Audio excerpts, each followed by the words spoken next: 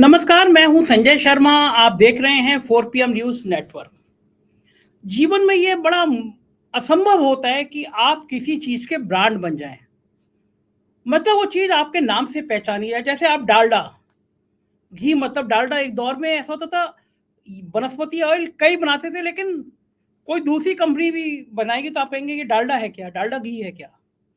तो एक ब्रांड बन जाना, किसी चीज़ का ब्रांड बन जाना वो बड़ा मुश्किल होता है कि पूरी देश, पूरी दुनिया आपको उस ब्रांड से पहचाने। आप देखे होंगे ना, कोई कंपनी का लोगो होता है, जैसे रेड और ब्लू है, तो आपको लग जाएगा कि ये यही कंपनी। जैसे अब मेरा बराबर में आप देख रहे हैं, ये वीडियो में बना हुआ है 4 PM, तो आपको लग जाएगा कि ये संजय शर्मा का चैनल, ये वो यूट्यूब चैनल ऐसे। लेकिन संस्थाओं के ब्रांड कुछ लोग होते हैं। जैसे मैं कहूँगा कि पत्रकारिता का ब्रांड है रवीश कुमार।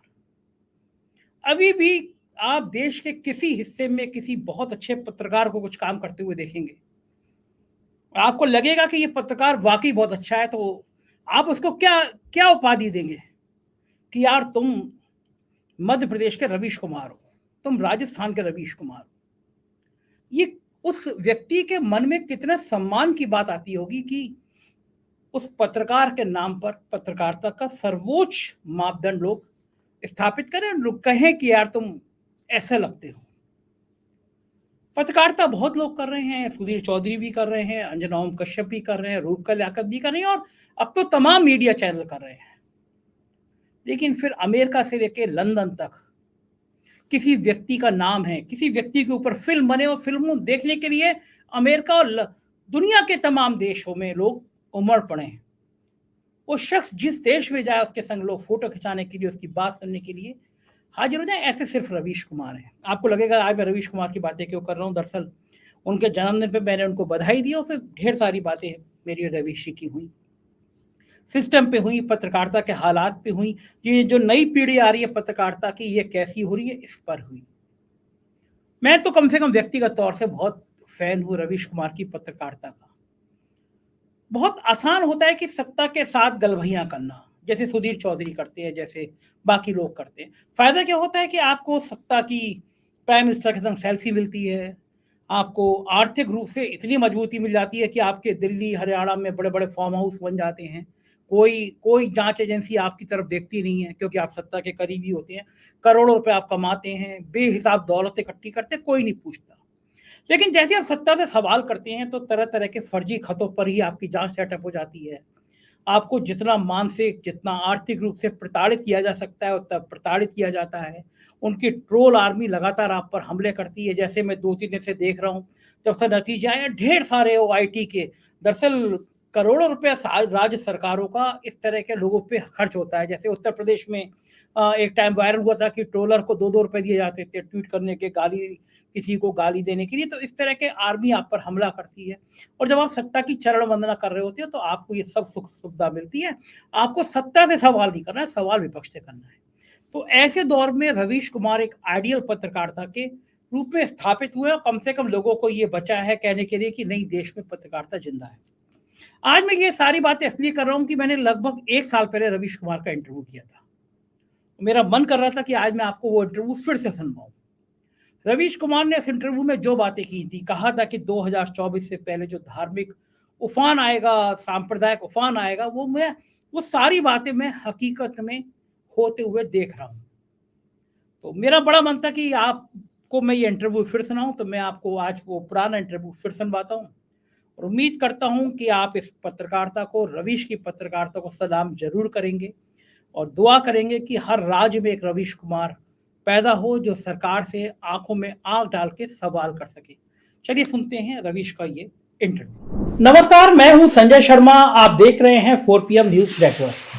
एक मुलाकात कराऊंगा एक ऐसे शख्स की, बल्कि आप सोचिए, विजुलाइज करिए, भारत कितना बड़ा देश। अगर आपसे कहा जाए कि कोई राज्य हो, कोई जिला हो, उसमें आपके जानने वाले, आपकी पहचान करने वाले 50-100 प्रशंसक हर जगह, हर राज्य में मौजूद हो, सोचिए क्या पर्सनालिटी होती होगी ऐसे आदमी की। जिस जगह जाए वहां पे लोग उसको दीवाने मिले। ये प्यार देश में कहाँ मिलता है, दुनिया में कहाँ मिलता है। दुनिया के कई मुल्कों में उनके चाहने वाले इंतजार करते हैं उनकी बातों का, मैं ज्यादा बातें नहीं करूंगा, मैं एक ऐसे शख्स से सच में आपको मिलवाऊंगा जिसकी बातों का इंतजार सांस रोक के देश करता है। नाम है रवीश कुमार, किसी परिचय के मोहताज नहीं। शुक्रिया रवीश, शुक्रिया संजय जी, समय दिया आपने। और मैं तो अवार्ड की तो बात आपसे कर नहीं सकता, क्योंकि आपके इतने अवार्ड है, रेडिंग से लेके मैक्स से लेकर रामनाथ गोयने का, आपको खुद भी याद नहीं होगा ना आपको कितने अवार्ड मिले हैं। नहीं, क्योंकि वो अगर गिनने में लग जाऊं, उनकी तारीखों को याद करने में लग जाऊंगा, तो बहुत सारी चीज़ें जो ज़रूरी हैं, जो रोज़ मुझे पब्लिक के बीच में जाकर बोलनी है, वो भी भूल जाऊंगा। फिर ऐसी ही उम्र हो गई तो भूल जाता हूँ। अब ये तारीख कहाँ याद रखूँ और कौन सा पुरस्कार याद रखूँ, लेकिन जिस दिन जिस वक्त मिलता है उस दिन तो अच्छा लगता है, ऐसी बात नहीं है। और मुझसे ज़्यादा मैं चाहता हूँ कि मेरे साथ ऐसा कुछ होता रहे जिससे जो मुझे देखने वाले हैं, सुनने वाले हैं, उनको अच्छा लगता रहे। रवीश जी, आप शायद इकलौते पत्रकार होंगे जिसको प्यार करने वाले और जिससे चिढ़ने वाले बराबर सम्मान पे, मैं तो नहीं कहूंगा, क्योंकि प्यार करने वाले मुझे ज्यादा ही नजर आते रहते हैं। और मजे की बात है, आप अकेले पत्रकारों में जो उसकी आलोचना करने वाले भी लोग उनको सुनते जरूर है। ये अच्छी बात है कि अगर मेरी आलोचना करने वाले सुन रहे हैं तो मैं खुश हूँ, क्योंकि बहुत सारे लोगों ने मुझे लिखा भी है, लिखते भी हैं कि आपकी बातों को सुनकर मैं काफ़ी बदला हूँ, और पूर्व में आपके बारे में ऐसे ऐसे विचार थे, मैं गालियाँ देता था, लेकिन अब मैं आपसे माफ़ी मांगता हूँ। तो ये प्रक्रिया चलती रहनी चाहिए। और फिर मैं भी उनको लिखता हूँ कि बहुत शुक्रिया, माफ़ी की कोई बात नहीं है, हम लोग तो एक ही देश के सहनागरिक हैं, लेकिन नज़र मुझ पे रखते रहिएगा। लोग कहते हैं कि रवीश के अंदर गुस्सा बहुत है, मतलब जब भी बात करते हैं वो गुस्से से बात करते हैं, नेगेटिव बातें करते हैं। और लोगों का एक सवाल ये भी, देश में अच्छा भी तो रहा है, रवीश उस अच्छी बातों को नहीं करते। अब क्या करें, एक नौजवान मुझसे संपर्क कर रहा है कि उसकी परीक्षा रद्द हो गई उत्तराखंड में, बिहार से नौजवान संपर्क कर रहा है कि उसे पुलिस ने लाठियों से मारा है, मध्य प्रदेश से कर रहा है, राजस्थान से कर रहा है, और देखकर लगता है कि एक ऐसी समस्या है जिसको आप ठीक कर सकते हैं। तो इन सब चीज़ों को देखते हुए मैं कौन सी ऐसी चीज़ देखूं जो जनता को मैं ये भ्रम में डाल सकूं कि देश में बहुत कुछ हो रहा है। उत्तराखंड में एक दलित युवक मंदिर में खड़ा है, जा रहा है, उसको आप जलती हुई लकड़ियों से जलाते हैं, तो क्या ये अच्छा है? ये क्या इस पे पर्दा डाल के आप कौन सी ऐसी चीज़ कर लेना चाहते हैं जो बहुत अच्छा है? क्या आप सड़क बनाने को अच्छा कहते हैं? वो तो एक ज़रूरी हिस्सा है, उसके लिए किसी खास सरकार की ज़रूरत नहीं, वो बनती रहती है। और इस सरकार में भी आप हाईवे की हालत जाकर देख लीजिए तो बहुत जगह आपको ख़राब हालत मिलेगी, और कहीं नहीं तो आप जाकर आसपास के हाईवे को ही देख लीजिए तो उनकी दुर्दशा जो है अलग अलग जगहों पे आपको नज़र आ जाएगी। बहुत सारी सड़कें ख़राब मिलेंगी। तो अच्छी चीज़ें तो होती ही रहती हैं। एक सरकार के पास 1000 हाथ होते हैं, करोड़ों रुपए होते हैं, लाखों लोग काम करने वाले होते हैं, तो अच्छी चीज़ें होती रहती हैं। लेकिन जो वो सरकार नुकसान कर रही है, न्यायपालिका पर उपराष्ट्रपति जिनका रिकॉर्ड जब राज्यपाल थे बंगाल में तो वो किस तरह की भाषा का रिकॉर्ड था, वैसे रिकॉर्ड वाले व्यक्ति को आप उपराष्ट्रपति बनाते हैं, और फिर बनाने के बाद आप वो लगातार न्यायपालिका पर हमला कर रहे हैं। तो क्या ये उनका काम था? पहले कानून मंत्री ने हमला किया, फिर उपराष्ट्रपति ने हमला किया। तो अगर न्यायपालिका की स्वतंत्रता समाप्त हो जाए, उसकी हैसियत खत्म कर दी जाए, उसके प्रति विश्वास आप कम कर दें, तो और एक हाईवे आप शहर में बना दें, एक नई संसद बना दें, संसद की बहुत खूबसूरत इमारत बना दें, और उसके बीच में आसपास में बहुत सारा मंदिर बना दें, तो आपको लगता है कि धर्म की मर्यादा स्थापित हो जाएगी? क्या धर्म हमें इतना अनैतिक बनाता है, इतना कमजोर बनाता है? क्या धर्म की भाषा इतनी खराब है? क्या वो धर्म कहता है कि आपकी भाषा जब भी होगी इतनी खराब होगी और आप जो संवैधानिक संस्थाएं हैं उसके बारे में इस तरह से बात करेंगे, क्योंकि आप सिर्फ धर्म की राजनीति की पृष्ठभूमि से आए हैं और आप कुछ भी कर जाएंगे? कुछ भी तो आप कर रहे हैं। तो इन बातों को कौन रखेगा? जो असंतुलन है, जो जुल्म है, उसका दायरा बहुत बड़ा है। जो दीवारें ढहाई जा रही हैं, जो संस्थाएं ढहाई जा रही हैं, वो चंद अच्छी बातों से, सरकार के कुछ अच्छा करने से, उसकी कृपाओं को पर प्रोग्राम करने से कहीं ज्यादा जरूरी है कि हम इस वक्त अपने बहुत सीमित संसाधनों से, आप भी कर रहे हैं वही काम, हम भी कर रहे हैं वही काम, और हमारे आपके जैसे कुछ लोग कर रहे हैं, जबकि इतने बड़े देश में हमारे आपके जैसे बहुत सारे लोग होने चाहिए थे करने वाले। और ऐसे लोग स्वतंत्र नहीं, संस्थाओं के भीतर होने चाहिए, क्या संविधान में ऐसा कहीं लिखा है कि जो संस्थाओं के भीतर होगा वो नहीं बोलेगा? ऐसा तो कहीं नहीं लिखा है। तो ये तो बताना जरूरी है, जो नुकसान हो रहा है, जो आघात हो रहा है हमारे वर्तमान पर, इतिहास को बदलने के नाम पर, हमारे भविष्य पर, उसको तो आप संजय जी आप कम नहीं आंक सकते हैं। नहीं, ये बात और तो... चूंकि हम और आप एक ही व्यक्ति हैं, तो आप भारत के सभी राज्यों की कहानी, घटनाओं को आप कवर नहीं कर सकते, मैं कवर नहीं कर सकता। हम और आप अखबार का पन्ना तो नहीं है कि पहले से लेकर आखिरी तक आप 20 खबरों के साथ छप गए, लीजिए जी आ गया हमारा कोई 56 इंच वाला कुछ है, सीना नहीं है तो वो है, ये नहीं तो वो है, वो तो है नहीं। तो वो जरूरी है कि एक पत्रकार लगातार सवालों को सामने रखे। तारीफ के लिए सरकार के पास बहुत बजट है, तो वो रोज विज्ञापन देती है। बाकी चैनल भी तो हैं, रवि सिंह अकेले आप ही क्यों बोलते हैं? बाकी तो कोई नहीं बोल रहा है। वो नहीं बोल रहे हैं क्योंकि वो तो तारीफ ही कर रहे हैं ना। इतने सारे चैनल हो गए, इतनी रोज दिन रात सरकार की तारीफ करते हैं। बिहार में शराब से लोग मर जाते हैं तो 100 कैमरे चले जाते हैं। मोरबी में एक पुल गिरता है, वहां लोग मर जाते हैं, 100 लोग मर जाते हैं तो 2 कैमरे नहीं जाते। तो ये जो अंतर है, वो तो बड़े बड़े चैनलों ने बताया था कि मानवीय भूल थी, मोरबी का वो सब कुछ बता हुआ, तो यहाँ बिहार में मानवीय भूल नहीं हो सकती है। तो ये जो अंतर है वो ठीक है कि जनता का एक हिस्सा नशे में है, लेकिन हमारा काम बता देना है कि भाई इससे आपको रिजल्ट क्या मिला। अब तो 8 साल हो गए, आप बताइए आपको क्या मिला। आप हमसे मत पूछिए, आप अपना हिसाब दीजिए कि आप कई सालों तक 90 रुपया 100 रुपया पेट्रोल का दाम चुकाते रहे, बैंकों के ब्याज कम हो गए, तो इससे आपकी कमाई और बचत में क्या गुणात्मक फर्क आया, आप बताइए ना। फर्क तो आया। देखिए राम मंदिर, इतना भव्य राम मंदिर बन रहा है, काशी का इतना भव्य मंदिर बन गया। तो वो चूंकि ये इनका बनना और इन पर जोर देना है ना, ये बता रहा है कि बाकी चीजों में फेल हो गए हैं। अब मंदिरों के उत्थान और निर्माण, पुनर्निर्माण को लेकर ही बचा सकते हैं, ताकि वहां आप भगवान का फोटो आगे कर दीजिए। तब आप वो क्यों आगे कर रहे हैं? इसलिए कि हमसे कोई, जो मेरा मूल काम है उसे लेकर कोई सवाल ना पूछे। भगवान का फोटो आप आगे करते और ओपन प्रेस कॉन्फ्रेंस करते, कहते ये रहा राम की तस्वीर हम यहां लगाए हैं, हमका ये मर्यादा पुरुष हैं, इनकी मर्यादाएं हैं, पूरा देश मानता है, पूरा देश जपता है, बहुत सारी खूबियों को लेकर लोग आज भी कहते हैं कि ये चीजें आप में होनी चाहिए। तो आप उनकी तस्वीर लगा देते हैं और कहते हैं कि आपको जो सवाल पूछना है पूछिए, क्योंकि मेरा मूल काम ये है। लेकिन तो भगवान की आड़ में, मंदिरों के निर्माण में, मंदिरों के पास बहुत पैसे हैं, कुछ के पास नहीं है, सबके पास नहीं है, लेकिन जिन मंदिरों के पास पैसे हैं वहां क्यों नहीं उन पैसों से विकास हो रहा है। और कई मंदिरों में व्यवस्थाएं पहले से भी अच्छी हैं, क्योंकि लोग बहुत जाते हैं तो सुरक्षा के कारण, जाने वालों के जान माल का नुकसान ना हो, तो बहुत सारे इंतजाम है। आप गुरुद्वारों में जाइए तो लिफ्ट लगे हैं कि कोई बुजुर्ग को जो अशक्त हो चुका है वो सीढ़ी पे चढ़ के ना जाए, तो एक कुर्सी लगी हुई है जो ऊपर लेके चला जाता है। तो ये सब जो गुरुद्वारे हैं वो अपने पैसे से करते हैं। अब वो सरकार जाकर कहे कि हम यहाँ पर सड़क बना दीजिए, बहुत अच्छी बात है, लेकिन वहां पे आप एक कॉरिडोर बनाने के नाम पे आप ये कहें कि यही हम काम करें। दरअसल जहां जहां आपको काम करना था, मेन काम था। देखिए क्या होता है, एक विद्यार्थी जो फेल हो जाता है ना, तो जब पिताजी घर में आते हैं तो अब उसको पता है कि पिताजी पूछेंगे तुम पढ़ाई नहीं किए, गणित में तुमको 10 नंबर क्यों आया, तो वो बाकी काम करने लगेगा, कहेगा हम सब्जी लाने चले गए थे, है ना, हम कुड़ाई करने में लग गए थे, बैगन भंटा तोड़ने में लग गए थे, नेनुआ खरीदने चले गए थे। यही वो काम कर रहे हैं कि मंदिरों का सहारा लेकर अपने आप को सवालों से बचा रहे हैं। हमारा काम है हम सवाल कर दे, भाई आपको जवाब देना है दीजिए, नहीं देना है मत दीजिए, आपकी मर्जी। अच्छा, आपको क्या लगता है इस सरकार ने सबसे अच्छा काम कौन सा किया है? अब ये मेरा काम नहीं है बताना कि सबसे बुरा काम कौन सा किया, सबसे अच्छा काम कौन सा किया। ये जीके का जो प्रश्न होता है ना कि इन प्रश्नों के उत्तर हाँ या ना में दे, ना में दे। मैं वस्तुनिष्ठ वाला नहीं हूं, मैं दीर्घ उत्तरीय प्रश्न वाला व्यक्ति हूं।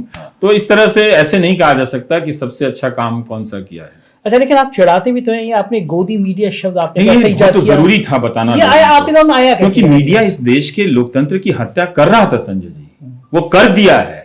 जो लोग गोदी मीडिया देख रहे हैं वो उसमें भागीदार हैं, उस हत्या की प्रक्रिया में। आज न कल वो उनको एहसास होगा और होता भी है। आप दर्शकों को ठहरा, मैं कहता हूं कि भाई आप गोदी मीडिया कैसे देख सकते हैं, आपको नहीं देखना चाहिए। मैं तो इतना इंटरव्यू दे रहा हूं कि मैं भूल गया हूं कि मुझे क्या कहना चाहिए, लेकिन मैं ये इंटरव्यू इसलिए दे रहा हूं कि जो मीडिया का सवाल है वो बहुत जरूरी है और उसके लिए 1000 इंटरव्यू देना चाहिए। 1000 जगहों पर जाकर बोलना चाहिए कि आप अगर देश के लिए कुछ करना चाहते हैं तो मैं एक ऐसा काम बताना चाहता हूं जिसमें आपके कपड़े भी गंदे नहीं होंगे, बल्कि आपके पैसे बचेंगे, पुलिस की लाठी नहीं लगेगी, कोई केस नहीं होगा। आप गोदी मीडिया का सब्सक्रिप्शन हटा दीजिए। इससे अच्छा इस देश के लिए कुछ करने का कोई भी नेता मंत्र नहीं दे सकता है। ये गांधी जी भी नहीं दे सकते थे, जो मैं बता रहा हूं कि आप हालांकि उन्होंने भी ये बात कही है क्या कि ये अखबार जो हैं ये चाहे तो दंगा करा दें, हाँ। इनको मत पढ़ो। गांधी जी ने भी ये बात कही है। इसी लाइब्रेरी में प्रार्थना प्रवचन है, मैं निकाल के दिखा सकता हूं। हाँ। लेकिन वो गोदी मीडिया कहना जरूरी था। अच्छा, ये शब्द अगर ये नहीं कहते तो लोग जो हैं इस मीडिया को दूसरी निगाह से नहीं देखते। जब कह दिया तो लोगों ने फिर वहां से देखना शुरू किया। जब कहा कि आप टीवी मत देखिए, मैं ऐसे कई लोगों को जानता हूं जिन्होंने अपने घर से टीवी हटा दिया है। और मुझे उन पर बहुत गर्व है, हटाया बिल्कुल, कि उन्होंने एक कमजोरी से अपने जीवन में लड़ा। क्योंकि इस देश में देखिए क्या व्यवस्थाएं नहीं है, यह अव्यवस्थाओं का देश है। यहां पर ईमानदार होना सबसे मुश्किल काम है और दलाल होना सबसे स्वीकृत काम है। जब आप ईमानदार होने जाइएगा तो 1000 आशंकाएं आपको घेर लेंगी। जब आप दलाल हो जाएगा आपको कोई फर्क नहीं पड़ेगा। सब जगह आपको लोग बुलाएंगे कि हमारा काम करा देगा, ये करा देगा। ईमानदार है तो लोग कहेगा ये हमारे किसी काम का नहीं है, ये केवल अपना सोचता है। तो आपको ये चीज देखना पड़ेगा कि ये व्यवस्था क्या है। तो अगर आप इस तरह के असंतुलित अव्यवस्थाओं से भरे इस देश में अगर आप चिन्हित करने का जोखिम उठा रहे हैं तो अपने आप को आगे कर रहे हैं, और हमें बताना जरूरी था हमारे लिए कि अच्छा ये शब्द आया कैसे, क्यों आया? ये शब्द तो आना था, गोद में बैठे हुए थे तो आपने किसने पूछा? आपको याद है? नहीं, आप मोदी से गोदी मत मिलाइए, और आप मिला सकते हैं, वैसे मिल जाता है, मिला रहा है तो उसमें कोई बात नहीं है। लेकिन वो एम्बेडेड का एक हिंदी शब्द है, और उसका क्या शब्द हो सकता था? तो उसका शब्द था कि ये गोदी मीडिया है। और ये कोई खास दिन का कोई खास घटना, क्योंकि मैं ये देख रहा था कि इसे आप सिर्फ बिजनेस बना दे रहे थे कि जनता ऐसा चाहती है। जनता क्या खराब देश चाहती है? इस मीडिया में जो सरकार, जो गोदी मीडिया, उसमें कौन सा अच्छा भारत दिखता है? उसमें दिखाइए ना। अगर कुछ काम हुआ है तो वहां दिखाइए। वहां भी तो आप नहीं दिखा रहे हैं। वहां भी तो मुद्दों को भटकाने के लिए तमाम मुद्दे वहां दिखा रहे हैं। वो क्यों नहीं दिखा रहे हैं? आप वहां भी हिंदू मुसलमान तो यही कर रहे हैं ना, तो इसलिए कर रहे हैं कि सरकार ने कुछ किया नहीं होगा। अगर कुछ किया होता तो आप हिंदू मुस्लिम नहीं करते, रोज आके बताते कि ये देखिए क्या शानदार काम हुआ है, ये हो रहा है। ये क्यों नहीं हो रहा है? क्या दर्शकों ने यही कहा कि हम सिर्फ दंगा देखेंगे और हम दंगाई बनेंगे? अगर उनकी दिलचस्पी सरकार के अच्छे काम में है तो दिखाए, वो कहां दिखाते हैं? अच्छा, आपको अंदाजा था ये गोदी मीडिया पूरे देश और पूरी दुनिया में ऐसा मिर्ची वाला शब्द बन जाएगा? अच्छे से अच्छे लोगों को मिर्च लग जाती है। अंदाजा से तो काम करना बहुत मुश्किल है, कुछ बोलना कि क्या अंदाजा होगा नहीं होगा। लेकिन हाँ, मैं ये चाहता था कि जो इस मीडिया के बिजनेस करने वाले लोग हैं, जो मालिक हैं इसके, उनकी बड़ी ऐश थी। वो अपने गाड़ियों से आ रहे थे, बहुत महंगा पानी पीते हैं, बहुत बढ़िया फल खाते हैं, जिससे उनकी सेहत खराब ना हो। लेकिन उनके चैनल पे सबसे घटिया चीजें दिखाई जाती हैं, जिससे लोकतंत्र की सेहत खराब हो जाए। तो मैं उनको एक्सपोज करना चाहता था, उन मालिकों को, कि ये जो आप पैसा लेकर, जनता के विश्वास का पैसा लेकर आप जो ऐश कर रहे हैं ना, उसका एक नाम है। तो मैं उनकी पहचान बदल देना चाहता था, और वो पहचान मैंने बदल दी। ये लोग गोदी सेठ हैं और ये लोग गोदी मीडिया है। और ये जनता जान गई है, जनता जान गई है समझ के। भले ही उनके वोटर, प्रधानमंत्री के वोटर वोट देते रहेंगे, उन चैनलों को देख रहे हैं, पर उनको पता है, उनका विवेक है भाई। ऐसा नहीं है कि वो कुछ उन्होंने सोचना समझना बंद कर दिया है। मैं नहीं मानता। उन्हें पता है कि ये जो मीडिया कर रहा है इस वक्त देश का नुकसान कर रहा है, और अंत में एक दिन उनका नुकसान होगा, हो भी रहा है। तभी तो मैंने कहा ना कि अच्छा हुआ तो आप बता दीजिए कि आपकी आर्थिक तरक्की कितनी हुई है, आसपास में कौन सा आप बहुत ज्यादा आप बदलाव देख रहे हैं। कुछ तो खास बदलाव है नहीं। आप सड़क से लेकर शहर में आप जाकर देख लीजिए, फ्लाईओवर के तरफ जो चित्र बनाए गए ताकि शहर सुंदर लगे।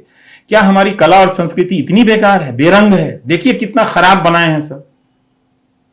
एक से कलाकृतियों से भरा जा सकता था। अगर आप भारतीय संस्कृति और कला को मौका देना चाहते थे तो उन फ्लाईओवर के नीचे किस तरह की पेंटिंग लगी हुई है, वो पेंटिंग जाकर देखिए जो दिल्ली के सुंदर नगरी में एक यू टर्न टनल जैसा यू टर्न बना है, सुरंग जैसा, उसमें देखिए कितनी खराब पेंटिंग है, कोई अच्छी पेंटिंग है? तो आपका कोई बोध नहीं है, कोई एहसास नहीं है कि कला कितनी खूबसूरत चीज है। इस देश में साड़ियों पर देखिए ना कितनी सुंदर सुंदर आकृति, हाँ। केवल उन साड़ियों की छपाई या फ्लाईओवर और सुरंगों में कर देते तो अद्भुत रूप से सुंदर लगता। तो रवीश जी, आपके पास देश की हर समस्या के बारे में बातचीत है, तो फिर नहीं ऐसी कोई बात नहीं, ऐसी कोई बात लगभग आप प्राइम टाइम में जो बोलते हैं लगभग हर समस्या, तो जो भी समस्या आती है मैं उसके बारे में कम जानता हूं, इसलिए मैं ज्यादा पढ़ लेता हूं। तो आप पढ़ लेते हैं, तो ऐसा व्यक्ति को तो राजनीति में आना चाहिए, समस्या का निदान भी कर देगा वो आदमी यहाँ के। नहीं, ऐसे व्यक्ति को जहां है वहां भी रहना चाहिए, वहां के साथ वहां भी रहना चाहिए। ऐसा नहीं है, राजनीति में मैं कहता हूं कि वो किसी के लिए तो बंद नहीं है, वो मेरे लिए भी बंद नहीं है, वो आपके लिए भी बंद नहीं है ना। वो तो जो कितने सारे गोदी मीडिया वाले 8 साल हो गए उनको भाव नहीं मिल रहा है इतनी सेवा करने के बाद, वो अलग बात है। आना चाहिए राजनीति में, लेकिन ये तब आना चाहिए कि राजनीति को इसलिए नहीं समझ के आना चाहिए कि मैं लोकप्रिय हूं, जैसे भोजपुरी गाने के कई स्टार लोकप्रिय हैं, आगे राजनीति में कर कुछ नहीं पा रहे हैं, ना एक ढंग का भाषण है ना एक ढंग का काम है कहीं पे भी, तो चले आ रहे हैं, तो वो कुछ उल्टा सीधा बोलना है उसी के काम आ रहे हैं। तो पूरी भोजपुरी की जो मर्यादा है उसको आप और गिरा दे रहे हैं, हाँ, ठीक बात है ना, राजनीति में आकर।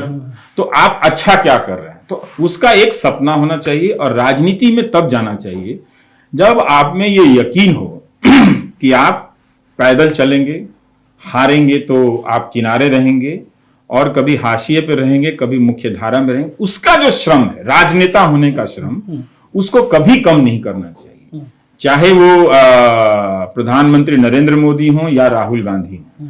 राजनेता होने का जो श्रम है ना, उसका सम्मान करना चाहिए, वो अलग श्रम है। दिन रात वो चलते हैं, दिन रात यहां से वहां देश की यात्राएं करते हैं, हजारों लोगों से मिलते हैं। नहीं, एक राजनेता तो ऐसी राजनेता बनता है, सिर्फ वही थोड़ी राजनेता है, ममता बनर्जी हैं, अरविंद केजरीवाल हैं, नीतीश कुमार हैं। अच्छा, लोग सोचिए, ये लोग काफी दिन भर चलता है, काफी लोगों से मिलता है, तो बिना इस श्रम के ये नहीं चाहना चाहिए कि चूंकि मैं लोकप्रिय हूं तो मैं चला जाऊंगा राजनीति। अच्छा, किसी दिन कल्पना करिए आपके मुंह से अगर 5 मिनट मोदी जी की तारीफ नहीं है तो लोगों का क्या होगा, कैसे लगेगा लोगों को? वो प्रेस कॉन्फ्रेंस कर ले पहले। अच्छा, आपको इंटरव्यू देने चाहेंगे तो आप करेंगे? अब क्या देंगे इंटरव्यू, और लेके अब मैं क्या करूंगा? देखिए, इंटरव्यू क्या होता है, इंटरव्यू होता है तात्कालिक प्रश्न को लेकर पूछा जाए। अब आप 10 साल से नहीं दिए, तो अब 10 साल बाद आप इंटरव्यू देंगे तो क्या आप 10 घंटे इंटरव्यू देंगे? नहीं देंगे ना, तो उसमें क्या सवाल पूछेंगे आपसे? अच्छा, बिल्कुल एक वैसा सवाल, फोन आया आपके पास में कि हमारी एक अमुक पार्टी आपको राज्यसभा भेजना चाहती है, हाँ, तो आपका क्या जवाब होगा? जब तक मेरा काम चल रहा नहीं जाने वाला हूं, मुझे ये अच्छा लगता है। मुझे सपने टेलीविजन के आते हैं कि मैं ऐसे बोलूंगा वैसे बोलूंगा। सांसद भी एक टेलीविजन तो चला ही सकता है, मतलब लेख लिखते हैं लोग, तमाम लोग लेख लिखते हैं, तो वो तो काम करते हैं। पता नहीं क्यों, कि मुझे भीतर से नहीं आता है। ये कुछ गोल मोल जवाब है, कुछ किसी गोल मोल जवाब आपको मना कर दूंगा, राज्यसभा नहीं जाएंगे आप? मना कर दूंगा। अच्छा, आपको अगर राजनीति में मेरी सारी आजीविकाएं बंद कर देंगे, सारे चैनल बंद कर देंगे, तो मैं क्या करूंगा इसका मैं अंतिम जवाब तो नहीं दे सकता। कहाँ बंद कर देंगे इस समय? यूट्यूब अगर नहीं बंद करेंगे, अगर आप मुझे टीवी वाला बने रहने देंगे तो मैं बना रहूंगा, मैं यही बना रहना चाहता हूँ। यूट्यूब कहाँ? मुझे अच्छा लगता है लोगों से बात करना, उनकी समस्याओं को खूबसूरती से प्रेजेंट करना अच्छा लगता है। बहुत सारे मेरे दर्शक चाहते हैं कि मैं राजनीति में चला जाऊं, राज्यसभा में चला जाऊं, लोकसभा में चला जाऊं। मैं उनकी भावना का सम्मान करता हूं, तो वहां जो काम कर रहा हूं यहाँ यही कर रहा हूं। अब देखिए, जो राहुल गांधी तो सांसद हैं, वो कह रहे हैं कि संसद में बोलने नहीं दिया जा रहा इसलिए वो सड़क पे चल रहे हैं, तो हम लोग तो उनसे पहले से सड़क पे बोल रहे हैं। आपने मेहनत का जिक्र किया, मुझे नहीं लगता कि देश में कोई पत्रकार इतनी रिसर्च करता होगा, इतने घंटे करता होगा। आप प्राइम टाइम में, बड़ा लकी हूं कि मैं उस जगह बैठा हुआ हूं जहां पे आपने सालों बैठ के प्राइम टाइम किया है। एक प्राइम टाइम करने के लिए आपको कितने घंटे मेहनत करनी पड़ती थी, ये किसी ने पूछा नहीं होगा, पर लोग लेकिन जानना जरूर चाहते हैं, कैसे तैयार होता था आपका? हाँ, ये मैं तो नहीं कहूंगा कि कोई और नहीं कहता है, करता है जरूर, बहुत से लोग मेहनत करते हैं। मेरा काम अच्छा हो सकता है, किसी को बुरा लग सकता है, लेकिन मेरा कोई भी कार्यक्रम श्रम के बिना नहीं है, उसमें काफी मेहनत लगती है। जब मैं करता था तो 6 बजे से ही मैं लिखने लगता था। मैं रोजाना 6 से 7 हजार शब्द लिखता था, टाइप करता था। 7,000 शब्द रोज लिखता था। हफ्ते में एक PhD के बराबर मैं लिख लेता था।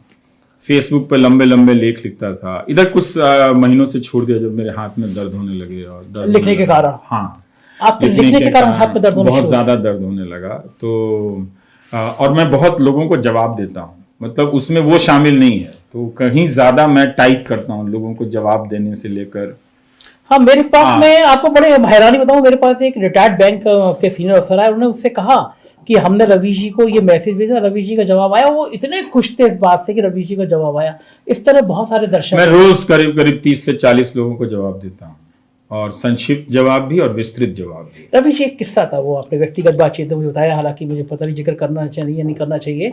एक कैंसर के पेशेंट ने आपको एक मैसेज किया था मुंबई से। हाँ, और उनकी बहू ने लिखा था कि वो उनकी ज़िंदगी कुछ घंटों की है या कुछ दिनों की है, वो नहीं जानती हैं, लेकिन वो प्राइम टाइम देखा करते हैं और अब मेरा यूट्यूब चैनल देखते हैं, काफ़ी रोने लगे हैं और मुझसे बात करना चाहती है, उनकी आखिरी ख्वाहिश है।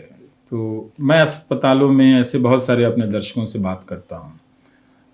मुझे बहुत दुख होता है जब कोई लिखता है कि मेरी माँ अब नहीं है, वो हर दिन आपका प्रोग्राम देखा करती थी, तो लगता है कि कोई मेरा ही हिस्सा चला गया है।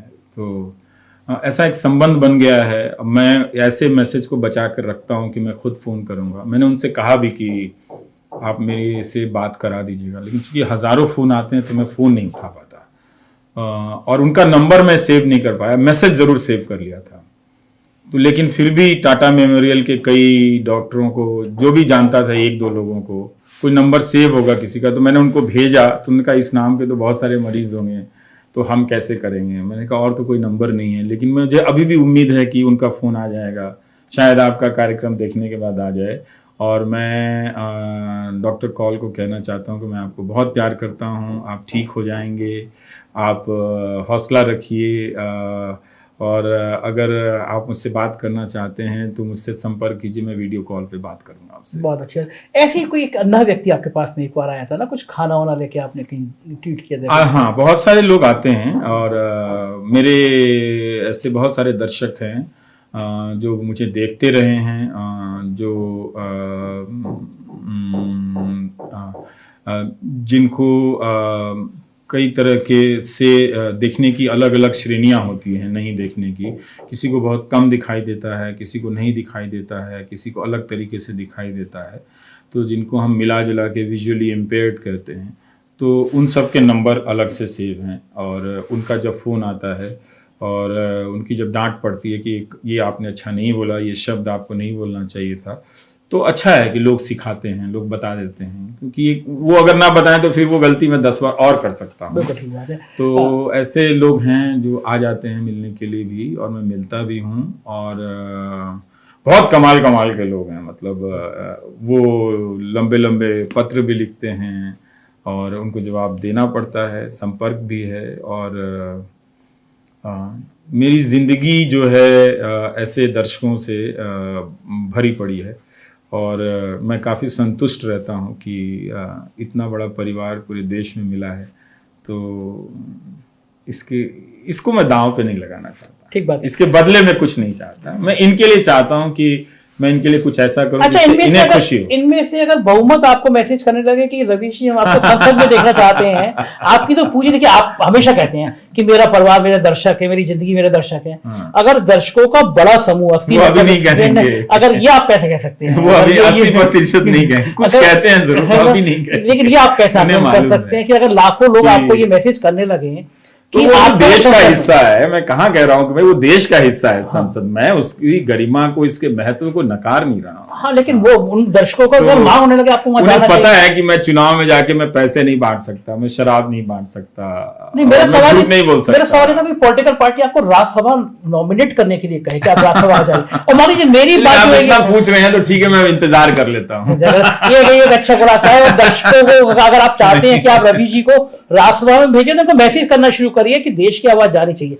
रवीश जी, लेकिन आप देखिए राज्यसभा का सत्र कितना कम चलता है, और मैं अब जैसे ही मेरा इंतजाम सिस्टम ठीक ठाक हो जाएगा तो मैं ज्यादा बोलूंगा, उससे ज्यादा। राज्यसभा में कितना कम बोलने को मिलेगा, सदन में सत्र नहीं चलता है, तो आप यहाँ से रोज बोलिए। रवीश जी, आप तो क्रांतिकारी वाले लोगों में से हैं। जब राज्यसभा के सदस्य हो जाएंगे तो राज्यसभा के गेट पे खड़े होकर बोला करेंगे, ये तो हम सब जानते हैं। आपको मैग्सेसे से पुरस्कार मिलना कई बड़े लोगों के लिए सपना था कि हमें भी मैग्सेसे से मिल जाए, लोग लाइन में थे।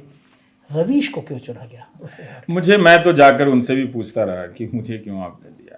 तो उन्होंने कहा कि जब हम फैसला करते हैं तो उसकी प्रक्रिया ऐसी है कि वो बहुत लंबी है, 2 साल का वक्त लगा और कई जगहों से हमने क्रॉस चेक किया, और जब हम साइन करते हैं तो हमें किसी प्रकार का डाउट नहीं रहता कि हम आपको क्यों दे रहे हैं या उनको क्यों नहीं दे रहे हैं, इसलिए आपके मन में ये डाउट नहीं होना चाहिए। लेकिन ठीक है, मेरे जीवन में तो कुछ भी नहीं बदला। मैं वो पुरस्कार लेकर आया, अगले 1-2 दिन के बाद फिर से वही प्राइम टाइम करता रह गया। तो ऐसा भी नहीं कि उसके सम्मान में कोई मैं प्रीति भोज का आयोजन कर रहा हूँ, तो वो सब कभी मौका मिला नहीं। तो वो रखा ही रह गया। अचानक एक बैग पे ध्यान गया कि ये बैग पे क्या है, लेबल लगा हुआ है। तो उन लोगों ने बहुत सारे तोहफे दिए थे, तो कई महीनों के बाद लगा कि अरे तो हम भूल ही गए। तो प्राइम टाइम करने में ही रह गया, और जो पुरस्कार के साथ जो तोहफे लेकर आया तो वो बैग ही खुलना रह गया। तो वैसा एक जीवन रहा है। पर अब मैं चाहता हूँ कि थोड़ा काम के साथ ज़िंदगी जीऊँ, अपने किसी दोस्त को फ़ोन करूँ, किसी वक्त पे बात करूँ उनसे। रवीश जी, मेरे को शंभूनाथ जी ने कनाडा से वो वीडियो भेजे थे, आपकी पिक्चर लॉन्च हो रही थी और आपके ऊपर फिल्म के लिए पूरी दुनिया, मतलब देश के दुनिया के लोग वहाँ पे खड़े होकर दीवानगी से इंतजार कर रहे थे। बाद में आप भी अमेरिका गए और न्यूयॉर्क में आपकी भीड़ मैंने देखा था आपके इर्द। पिक्चर बनाने का ख्याल कैसे है, और आपने आसानी से आप मानने वाले लोगों में से नहीं, ये तो जो नौजवान हैं विनय और अमान और इन लोगों की ज़िद थी कि वो बनाना चाहते थे। रेशमा और खुशबू, ये लोग नौजवान लोग हैं। तो मैं अक्सर हंसता था कि मेरी ज़िंदगी में क्या है, मतलब मैं एक ही रास्ते पे जाता हूँ, दफ्तर जाता हूँ, दफ्तर आता हूँ, एक कमरे में बैठ के काम करता हूँ। तो कोई एक्साइटमेंट, सिनेमा जैसी कोई चीज़ नहीं है मेरी ज़िंदगी में। तो ये उनका फैसला था। फिर मैं भूल भी गया कि वो एक काफ़ी लंबे समय तक, मुझे लगता है करीब 2 साल या उससे ज़्यादा, वो लोग दिन रात यहाँ पे अगर हम खड़े हैं तो भी कैमरा ऑन है। तो वो अलाउ कर दिया मैंने कि, और मैं कहता था कि आप शूट कर सकते हैं, क्योंकि मैं 2 तरह की ज़िंदगी नहीं जीता। तो ऐसा भी नहीं कि आपसे कुछ छिपाने के लिए मुझे दूसरे रूम में जाके कुछ करना पड़ेगा। तो उन्हें काफ़ी एक्सेस था, उन्होंने जो शूट किया वो उन्होंने किया, जैसे फिल्म बनाई ये उनका फ़ैसला है। जो इस्तेमाल किया ये उनका फ़ैसला है, जो नहीं किया ये उनका फ़ैसला है। तो मेरी तरफ से कोई उन्हें ना तो सलाह थी, ना मैंने अभी तक कहा है कि वो फिल्म बहुत अच्छी है, ना मैंने उस पर किसी प्रकार की टिप्पणी की है। मैं उनकी मेहनत का सम्मान करता हूँ कि उनके ज़रिए मैंने बहुत लगनशील युवाओं को देखा, बहुत शानदार युवाओं को देखा, जो चुपचाप घंटों कैमरा लेकर एक शॉट के इंतज़ार में पूरे दिन, पूरे हफ्ते 10 सेकंड के शॉट के इंतज़ार में वो खड़े रहते थे। उनके मोबाइल पे कोई फ़ोन नहीं आता था, वो किसी को फ़ोन नहीं करते थे। कभी मैंने उन्हें इस मुद्रा में नहीं देखा कि आज बोर हो गए हैं, कुछ नहीं है, चले जाते हैं, लगता है कोई आपसे मिलने भी नहीं आएगा, मैं यहीं पढ़ रहा हूँ और वो कैमरा लेके खड़े हैं, 4 लोग अपना काम कर रहा हूँ। तो उन्हें ऊबते हुए नहीं देखा। तो मुझे बहुत मज़ा आया उनके साथ रहने से। तो फिल्म से ज़्यादा मुझे बहुत शानदार दोस्त मिल गए, और जो मुझसे कम उम्र के हैं, लेकिन अब हम लोग अब हर चीज़ में हम उम्र हैं। तो विनय ने जब वाइल वी वॉच्ड बनाई, बताया, तो मुझे समझ में नहीं आया कि मैं क्या कहूँ। तो मैंने कहा मुझे क्या कहना चाहिए। तो मैंने कहा जब आपको कुछ नहीं कहना चाहिए। मैंने कहा ये अपनी फिल्म है।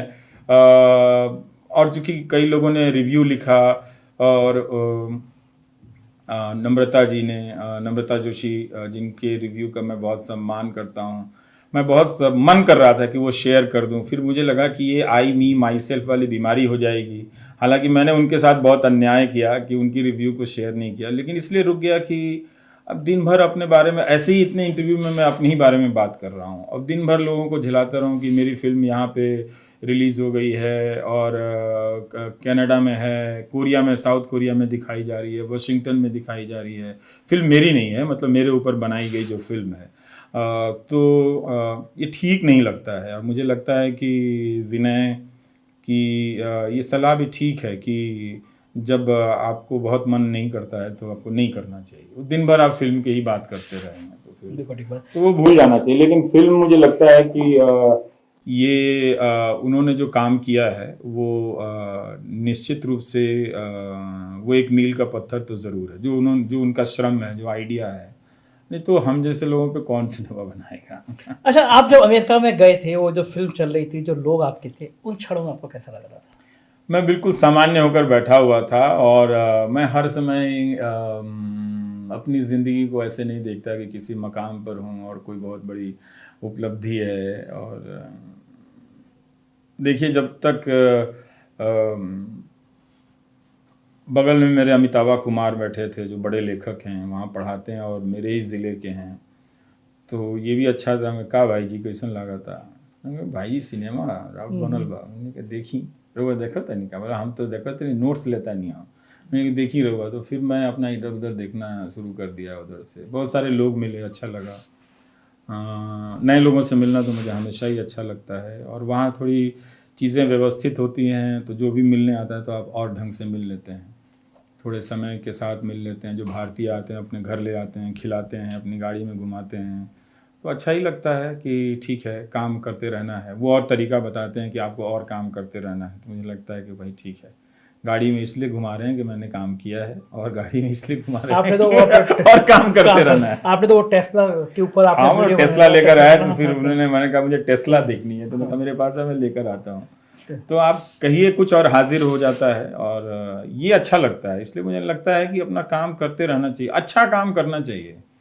हुनर सबके अंदर है, पर वो एक जुनून से ज़्यादा एक सपना होना चाहिए कि कोई चीज़ अगर पर्दे पर उतर रही है तो वो कैसी लगेगी, और आप लोगों से किस तरह से जुड़ेंगे।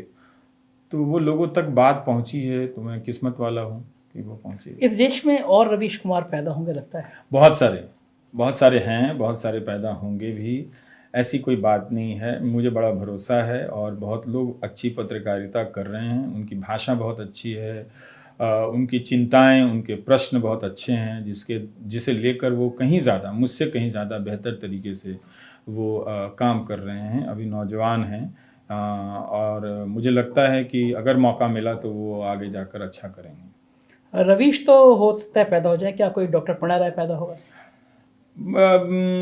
पता नहीं, जो हालात हैं इस देश में, लगता नहीं कि कोई ऐसा होगा, क्योंकि मैंने बाकी लोगों को तो देखा ही है, गोदी सेठों को देखा ही है कि उन्होंने मुझसे तो कभी कुछ नहीं कहा कि आपको क्या करना है, नहीं करना है। देखिए, कंपनी में कई हज़ार कहानियाँ होती हैं। मैं नहीं चाहता कि मैं जो कह रहा हूँ वही कहानी उसकी प्रतिनिधि कहानी बने। मैं बहुत सचेत रहता हूँ इन सब मामलों में। मैं चाहता हूँ कि उसके इतिहास की बहुत ही कड़ी आलोचनात्मक समीक्षा हो, लोग बात करें उसके बारे में। लेकिन आपका जो ये संबंध है वो किसी तरह का ख़ानदानी तो नहीं था। मैं चिट्ठी छाँटता था वहाँ पे, और अपने काम से मैंने एक लाइन बनाता चला गया कि इस लाइन के भीतर मैं किसी को नहीं आने दूँगा, और मैं किसी को आने भी नहीं देता। ये मैं बहुत स्पष्ट था पहले दिन से। तो लोग जो साथ वहाँ पर थे उन सबको पता चलता गया कि ये अपनी लाइन के भीतर किसी को नहीं आने देगा। तो लोगों ने उससे दूरी बनानी शुरू कर दी, और उन्होंने ये भी देखा कि ये इसका कोई दुरुपयोग नहीं कर रहा है। ये आता है, केवल काम करता है, टाइप करता रहता है, दिन भर वीडियो देखता रहता है, फिर शूट करने चला जाता है। तो ऐसा कर्मचारी कहाँ मिलता है किसी को? तो ऐसा कोई कर्मचारी मिलेगा तो आदमी छोड़ ही देगा कि छोड़ दो यार, वो कुछ ना कुछ कर रहा है। आपकी बातें हैं वो तो किसी भी संस्थान में बगावत वाली बातें हैं कि संस्थान में आदमी आएगा, संपादक की नहीं सुनेगा, साइन नहीं करेगा। आपने बताया कभी आपने साइन नहीं किया, बायोमेट्रिक्स में कभी साइन नहीं किया, तो ये तो किसी भी संस्थान में बगावत वाली इसी के लिए तो डॉक्टर प्रणय राय को श्रेय देता हूँ ना। लेकिन ये तो आपकी कमी है ना, ये तो आपकी कमी है। इसके लिए तो उनको देना पड़ेगा कि वो एक ऐसे आदमी को एक तरह से आप कह सकते हैं कि वो जगह दे रहे थे, सह भी रहे थे कि क्या करें इसका भाई इसका, और ये सबको ये भी बात पता था या वो इंतजार कर रहे थे कि एनडीटीवी रवीश की वजह से एनडीटीवी बनता जा रहा है। नहीं, इससे उनको किसी प्रकार की कुंठा नहीं, ये उस तरह का आदमी नहीं है। अगर आप जाके ये बात उनसे कहें तो वो बहुत खुश होंगे, हाँ बहुत अच्छी बात है, ये बात सही है। ये इस तरह के आदमी नहीं है वो कभी भी, बल्कि वो कहते भी हैं, उन्हें अच्छा भी लगता है ये कहना। अगर आप जाकर कहें कि एनडीटीवी आपकी वजह से नहीं मेरी वजह से जाना जाता है, तो प्रणय राय एक ऐसे ओनर हैं जो इस बात से खुश होंगे, इस बात से वो सचेत नहीं हो जाएंगे अच्छा मेरी कंपनी बनाई हुई है और इसकी वजह से जाना जाता है तो इसको निकालने का कुछ षड्यंत्र करता हूँ, तो ये वो आदमी नहीं है। ये उनकी जो उनका क्रेडिट है वो तो मिलना चाहिए। हाँ। एक लेकिन लोग आरोप ये भी लगाते हैं कि जिस कंपनी में अंबानी के शेयर थे तब आपने कुछ नहीं कहा, अडानी का देखिए शेयर का कोई बात नहीं, आप ये देखिए ना किस तरह से चीजें बदल रही हैं, व्यवस्थाएं बदल रही हैं ना, आप वो भी तो देखिए ना। लक्ष्मण रेखा की बात कर रहे हैं, आप देख लिए ना असली इंटरव्यू कहाँ दे रहे हैं, कौन सा इंटरव्यू वो असली है रजत नहीं शर्मा है। वाले तो उन्होंने खुल के अपने सब बताया कि हाँ। मैंने कोई ऐसी नहीं है जो मैंने बिना बिट के ठेका लिया हो, मैंने कभी अच्छा, तो आप ये कह रहे हैं कि इस देश में जो टेंडर है वो बहुत सही होता है, अच्छा आप ये बताना चाहते हैं? नहीं, मैं ये जानना चाहता हूं कि मतलब इस देश में जहां न्यायपालिका पर इस तरह से हमला हो रहा है, जहां न्यायपालिका कह रही है कि ये चुनाव आयोग की नियुक्ति 24 घंटे में कैसे हो जाती है, ऐसे किसी व्यक्ति को आयुक्त बनाना चाहिए जो प्रधानमंत्री की जांच कर सके, जहां सारी संस्थाएं नहीं है, उस देश में एक टेंडर की व्यवस्था बढ़िया से चल रही है। तो संजय जी, आप मुझे ये ना बताएं कि इस देश में सब कुछ खत्म हो चुका है मगर टेंडर की व्यवस्था बड़ी पवित्र बनी हुई है। ठीक है कि हमारे पास कोई अभी तथ्य नहीं है या चीजें नहीं है, वो बहुत सारी चीजें छपती रही हैं तो उन चीजों को लेकर पूछ सकते हैं, पर अगर आप जो भी ठेके की दुनिया में है, जो भी सरकारी बिडिंग की दुनिया में है, वो मुस्कुरा देगा कि ये लोग टेंडर की तारीफ कर रहे हैं, तो कम से कम हम पत्रकार के रूप में, हम कोई आरोप भले ना लगाएं, ना लगा रहे हैं, तो कम से कम हम लोग जो है कम से कम टेंडर की प्रक्रिया की तारीफ ना करें कम से कम। अच्छा, अभी कभी किसी दिन अडानी जी फोन करे आपको कि मैं आपके घर चाय पीने आना चाहता हूँ, मेरे घर चाय पीने आना चाहते हैं, तो किस लिए आएंगे चाय पीने? मैंने आप मना करेंगे या बुला लेंगे? ये तो भारतीय तरीका नहीं है कि आप किसी को कहें कि आप नहीं चाय पीने, हम घर में घुस नहीं देंगे। नहीं, ऐसा नहीं है, ऐसा नहीं है। अब कोई बात यह है कि कोई, देखिए, अगर फिर आप वो करेंगे तो फिर आप नफरत वाले चीजों में चले जाएंगे ना, तो वो मैं नहीं जाना चाहता हूँ। कोई आना चाहता है मेरे घर में चाय पीने के लिए तो आप भी आए हैं, जैसे आप आ सकते हैं, इसमें क्या है। अच्छा, पूरी दुनिया कहती है रवीश बहुत बहादुर है, रवीश नहीं, ऐसा कुछ नहीं, नो डाउट बहुत, आपकी रिपोर्ट जो है वो नो डाउट, कहाँ 10 किलो का सामान नहीं उठा पाता। आपके हाथ में दर्द जो है डॉक्टर्स ने क्या बताया, केवल टाइप करने की वजह से? हाँ, टाइप करने की वजह से। पत्रकारिता का ये एक नुकसान था जो शरीर पर आया। हाँ, एक बार ट्रक के नीचे भी चला गया था, एक्सीडेंट हो गया था। कहाँ की बात है? सिरसा के आसपास कहीं से आ रहा था तो। हाँ, इस बहादुर पत्रकार को कभी डर भी लगता है? हाँ, रोज डर लगता है कि जब मैं लिखता हूँ, बोलता हूँ, इस इंटरव्यू में बोलते वक्त भी डर लगता है कि कहीं कुछ गलत तो नहीं बोल रहा हूँ। तो वो सावधानियाँ, जो बहुत तरह की सावधानियों के साथ जीना पड़ता है, और ये बहुत मुश्किल ज़िंदगी है, बहुत सतर्कता के साथ जीना पड़ता है, ये बहुत मुश्किल ज़िंदगी है। हर समय लगता है कि आप किसी परेड के मैदान में हैं जहाँ कोई आपको कमांडर आदेश दे रहा है, सावधान, विश्राम, तो ऐसा जी श्रीमान, तो उस तरह की ज़िंदगी आप जी रहे हैं। तो इतना जिस तरह से एक सैनिक सतर्क रहता है, उसे छूट नहीं है हिलडुलने की, या तो वो विश्राम की मुद्रा में रहेगा या वो सावधान की मुद्रा, विश्राम की मुद्रा में भी वो सावधान की मुद्रा में रहता है, है ना। तो वैसी जिंदगी जो है बहुत लंबा समय निकल गया। मतलब इन 8 सालों में, मतलब मेरा खुल के मतलब पूछने का मतलब है, मोदी सरकार में सावधान की मुद्रा में या उससे पहले? शुरू से रहा हूँ, थोड़ा सा शुरू से ही सतर्क रहा हूँ कि जितना कहूँ, जिम्मेदारियों से कहूँ, कभी कभी फिसल जाते हैं, ये मानवीय स्वभाव है। अगर किसी इंटरव्यू में कुछ बात कह दी हो, बुरी लग गई हो तो सॉरी, तो लेकिन कोशिश करता हूँ कि सावधान रहूँ। और अच्छा, पत्रकारिता के जीवन के अलावा निजी जीवन में डर लगता है? वो सब तो निजी जीवन तो रहा नहीं। अब मैं कोशिश कर रहा हूँ कि निजी जीवन भी पत्रकारिता के साथ साथ चले, और बहुत सारे लोग हमारी जिंदगी का हिस्सा बन गए हैं। रवि जी, लोग कहते हैं कि आप बड़े एरोगेंट हैं, कि मिलती जुलती नहीं है, आते जाते नहीं है। मिलना जुलना एरोगेंट होना नहीं है, क्योंकि मेरा काम इतना ज़्यादा है कि मैं समय नहीं निकाल पाता हूँ, पर मिलता हूँ काफ़ी लोगों से मिलता हूँ। मीडिया अब ये घर, अब यहाँ कहाँ मिलेंगे लोगों से, बताइए। घर में लोग सो के उठ रहा है, कोई अनजान आदमी खड़ा है, कोई आदमी अगले घंटे उसके जाने में कोई और आ गया है कहीं से, तो मिलने के लिए आ गया, हाँ बेटा ये अंकल है। भाई कौन अंकल है? तो ये अंकल जो आए हैं फिर तो दोबारा नहीं आएंगे। अच्छा, उसके बाद एक और नए अंकल आ गए। प्रवासी सफर करते हो तो हाँ, तो इस तरह से घर तो यही छोटा सा है ना, आपने देख लिया ना, जो वो यूट्यूब में चलता है कि 158 करोड़ है। 8 करोड़ भी होते तो मैं काम नहीं करता, मैं रिटायर हो जाता अभी। अच्छा, दुनिया आपके चाहने वाले लोग ये नहीं कहते हैं कि आपको हिंदुस्तान छोड़ के कहीं और,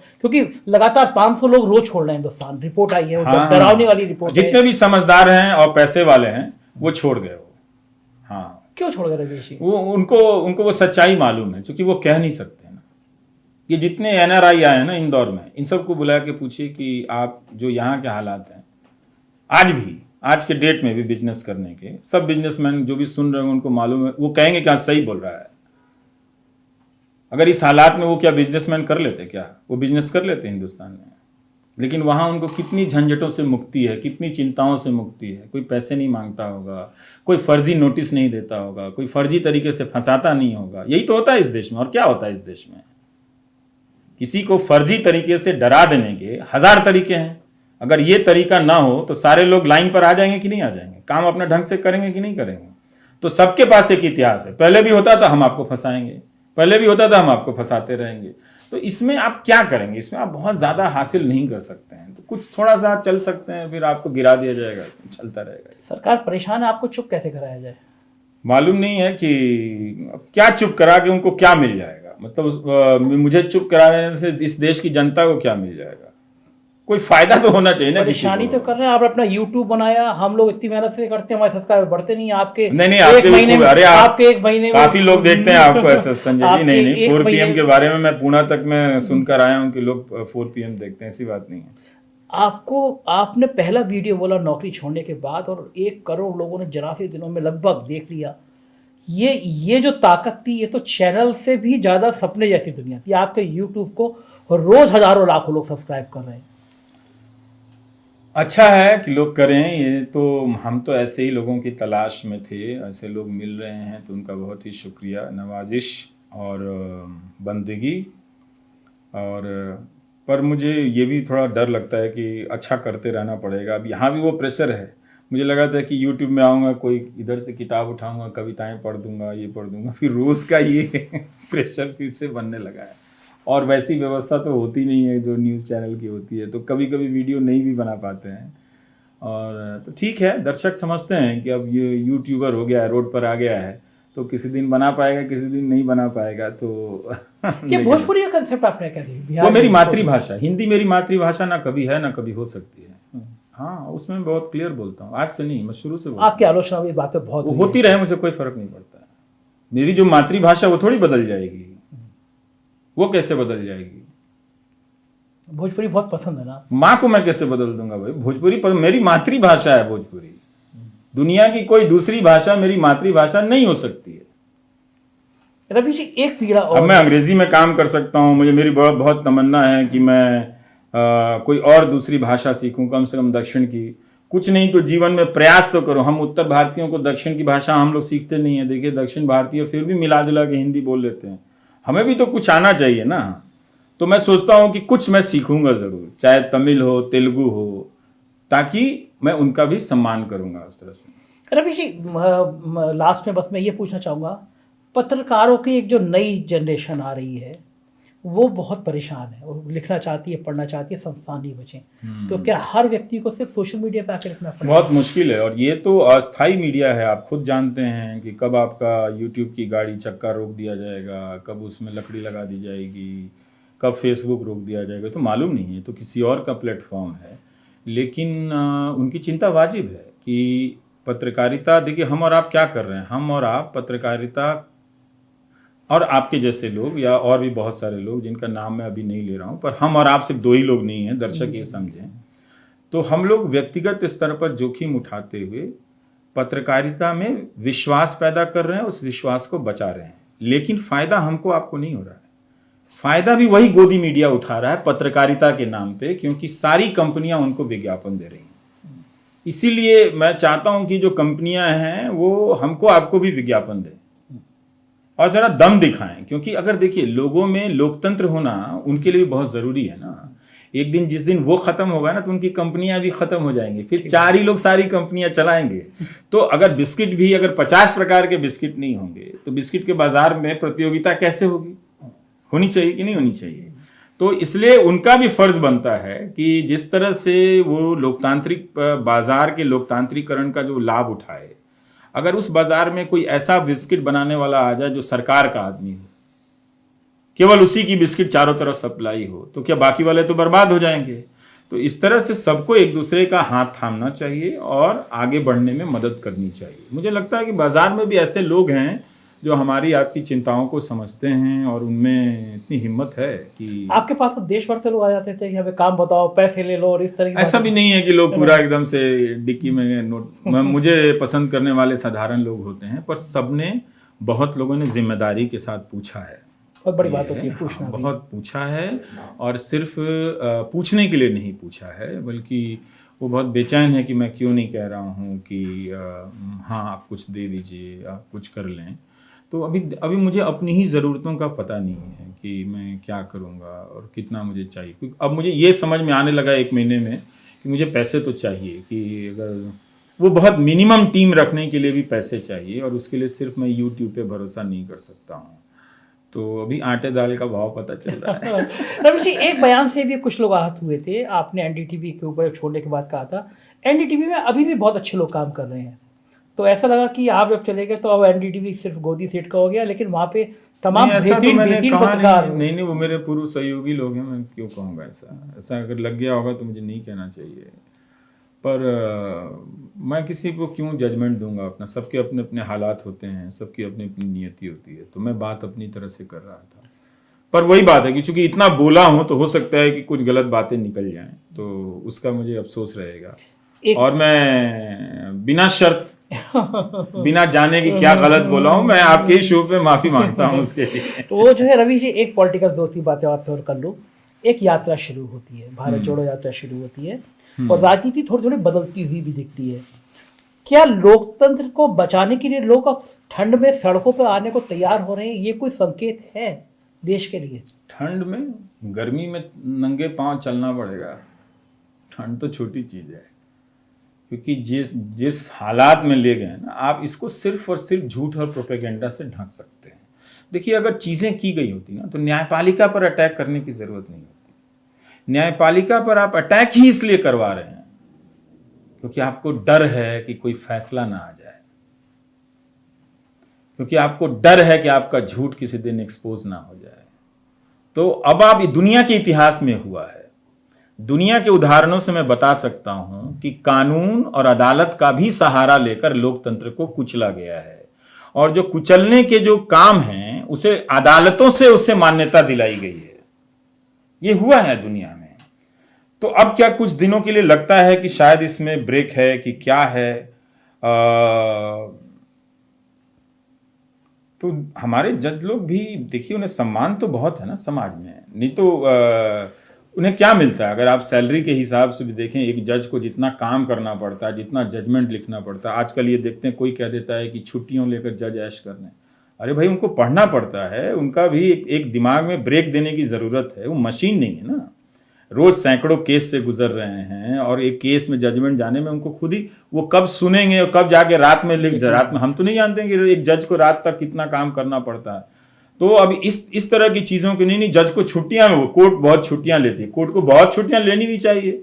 एक की जगह आप 100 जज रखिए, फिर ये आपकी समस्या है। पर छुट्टियां रद्द करके एक जज से आप 365 दिन आप काम कराएंगे, तो वो जज की तरह नहीं काम कर सकते। तो उन्हें एक तरह से देखिए तो बहुत ज्यादा सैलरी तो नहीं है। कायदे से एक सीईओ जितना मिलता है उससे ज्यादा जजों की सैलरी होनी चाहिए उनको। दिन रात पढ़ रहे हैं, कुर्सी पे बैठे हुए, तो चलने का भी उनके पास टाइम नहीं होता होगा, जो मुझे लगता है कि कोई भी जज होगा वो दिन रात वो लिख रहा है, फाइलों में उठता होगा, 10 वकील आ जाते होंगे, और ये फाइल है, ये कोर्ट है, दिन भर वही फाइल देख रहा है वो। उसको ब्रेक मिलना ही चाहिए। तो उनके पास है जो है लोगों में सम्मान, एक जज का जो सम्मान है वो बहुत है। तो मुझे नहीं लगता कि कोई भी जज इस देश की जनता में अपनी प्रतिष्ठा को दांव पर लगाना चाहेगा।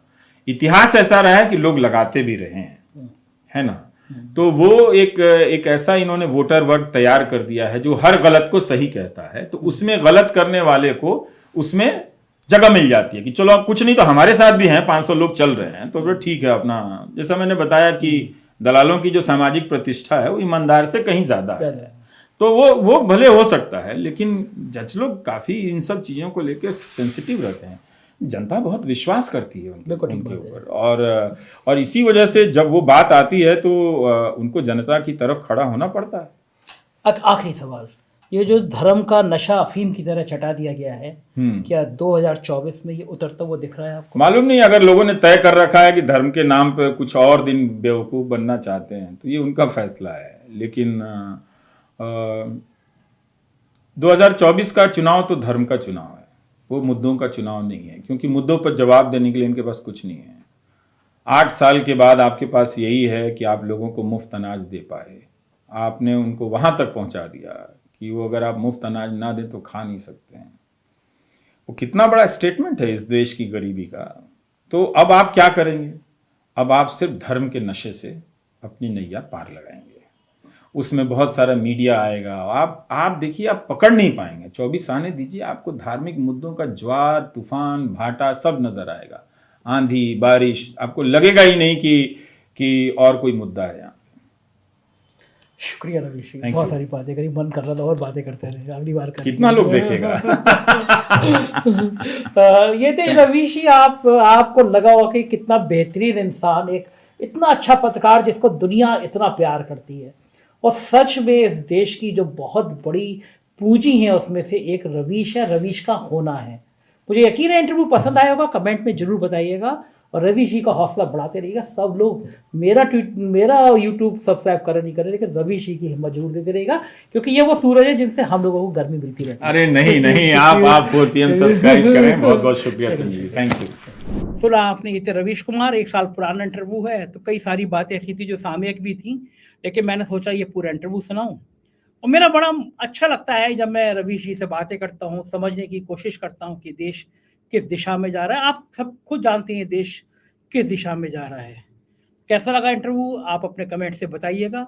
चैनल को सब्सक्राइब करिएगा, ज्वाइन करिएगा और प्यार दीजिएगा। और हमारे राज्यों के चैनल हैं 4 PM यूपी, बिहार, गुजरात, महाराष्ट्र, राजस्थान, कर्नाटक, उन्हें भी सब्सक्राइब करिएगा। थैंक यू, शुक्रिया।